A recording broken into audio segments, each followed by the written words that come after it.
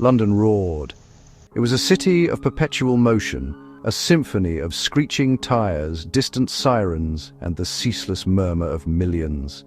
The autumn air on November 7th, 2025, was crisp, carrying the scent of damp pavement and exhaust fumes through the bustling streets of Islington. People hurried along, wrapped in coats and their own private worlds, oblivious to the dramas unfolding behind the countless windows that stared out like vacant eyes. Life in the metropolis was a relentless forward-marching parade. It did not stop for individuals. It did not pause for sorrow. It simply continued, loud and indifferent, a river of humanity flowing around islands of quiet despair. But inside the modern, glass-fronted building known as the Apex, a profound silence had taken root. This silence was not peaceful. It was heavy, suffocating, and unnatural. It clung to the walls of Flat 307, a residence that once echoed with laughter and the clinking of wine glasses. The stillness was a stark contrast to the city's vibrant pulse, a pocket of dead air suspended high above the living world below. It was the kind of quiet that follows a storm, the eerie calm that settles after a terrible, irreversible event has occurred. The neighbors noticed it, a subtle shift in the building's rhythm, but dismissed it as the transient nature of city living. The source of this oppressive quiet was Adrian Cole. He sat within the confines of the flat, a man marooned by his own actions. The world outside his window carried on, but for Adrian, time had fractured. He moved through the rooms not as a resident, but as a groundskeeper in a cemetery of his own making.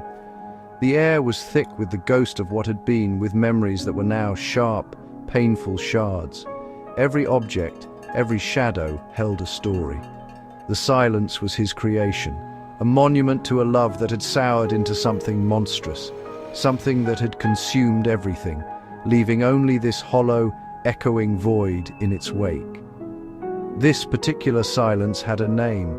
Its name was Samantha. Samantha Miller.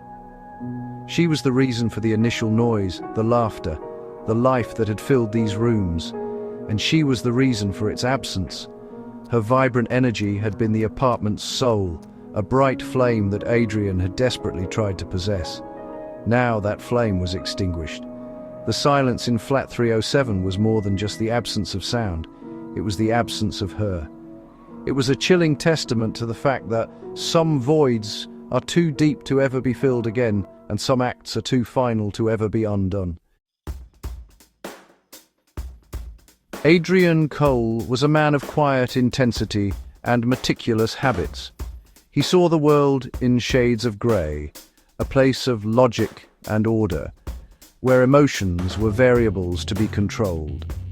An architect by trade, he found comfort in blueprints and straight lines, in the predictable physics of structure and stress. His life was a carefully constructed edifice built on routine and intellectual pursuits. He was reserved, observant, a man who preferred the company of books to the unpredictable chaos of social gatherings. People saw him as steady, reliable, perhaps even a bit dull. He was the anchor, the calm water against which the storms of life were supposed to break. Then came Samantha Miller. She was the storm itself. A freelance artist, she lived in a whirlwind of color, passion, and spontaneity. Where Adrian saw structure, Samantha saw a canvas. She was impulsive, radiant, and possessed a laugh that could fill any room, chasing away the shadows Adrian so carefully cultivated. Her life was a beautiful, chaotic mess of paint-splattered clothes, last-minute travel plans, and deeply felt emotions. She was the embodiment of everything Adrian was not. Her presence was a vibrant splash of color on the monochrome canvas of his existence, a disruption to his orderly world that was both terrifying and utterly intoxicating. Their meeting was a collision of two different worlds. Adrian was drawn to her light, her untamed spirit, like a moth to a brilliant, dangerous flame. She seemed to unlock a part of him he never knew existed, a capacity for feeling that his logic could not explain or contain. For Samantha, Adrian's quiet strength and unwavering focus offered a sense of stability, a safe harbor from her own emotional tempests. He was the calm she craved, and she was the chaos he secretly desired. Their bond was immediate and intense, a magnetic pull between two opposite poles, creating a force that seemed at first like the perfect, all-consuming love. But the very things that drew them together would eventually become the fault lines in their relationship. Opposites attract, as the old saying goes, but they can also create immense friction. Adrian's need for order began to clash with Samantha's love for freedom. Her natural charisma and circle of friends, which he once found enchanting, started to look like threats. He loved her fire, but soon he would feel the desperate, burning need to control it, to keep its warmth exclusively for himself. The perfect love story was already beginning to show the first hairline cracks of a tragedy in the making. The transition was subtle at first, like the slow turning of a page. Adrian's admiration for Samantha's vibrant social life began to curdle into a quiet, simmering jealousy. A friendly conversation with a stranger was no longer an innocent exchange. In Adrian's mind, it became a potential threat, a sign of her slipping away. He started questioning her whereabouts, scrutinizing her phone, and needing constant reassurance of her devotion. His love, once a source of comfort, was transforming into a cage. He disguised his growing possessiveness as concern, his control as care. "I just worry about you," he would say, his voice calm, but his eyes holding a new, unsettling intensity. His paranoia began to feed on itself, growing stronger in the echo chamber of his own thoughts. Samantha's artist friends were no longer just colleagues, they were rivals. A late night at the studio was not for a deadline. It was a betrayal. Adrian started to isolate her from her support system, creating a world where he was her only confidant, her only anchor. He would manufacture small crises, creating dependencies that bound her more tightly to him. Samantha, who cherished her independence, found herself walking on eggshells, constantly trying to soothe a man whose fears were becoming more and more irrational. Her world was shrinking, its vibrant colors fading to gray. The obsession took on a physical presence in their home. Adrian's meticulous nature became fixated on her. He catalogued her habits, her preferences, her every move. He knew the exact number of sugar cubes she took in her tea, the brand of shampoo she used, the way she sighed in her sleep. This detailed knowledge was not romantic. It was clinical. It was the study of a specimen. His love was no longer about her happiness, but about the preservation of her presence in his life, at any cost. He saw her not as a partner, but as a vital component of his own existence, one he could not bear to lose. Samantha began to feel smothered, trapped within the walls of a love that had become a prison.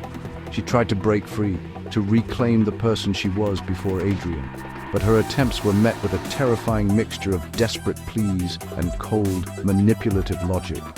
He twisted her desire for space into an act of cruelty against him. "How can you do this to me?" he would ask, positioning himself as the victim. The foundation of their relationship was now completely eroded, replaced by a toxic dynamic of control and fear. The storm he had once admired was now something he was determined to contain, no matter the cost. The breaking point arrived on a cold, rainy night. Samantha had finally gathered the courage to leave. Her bags were packed, her voice firm as she told Adrian it was over. She could no longer live under the weight of his suffocating obsession.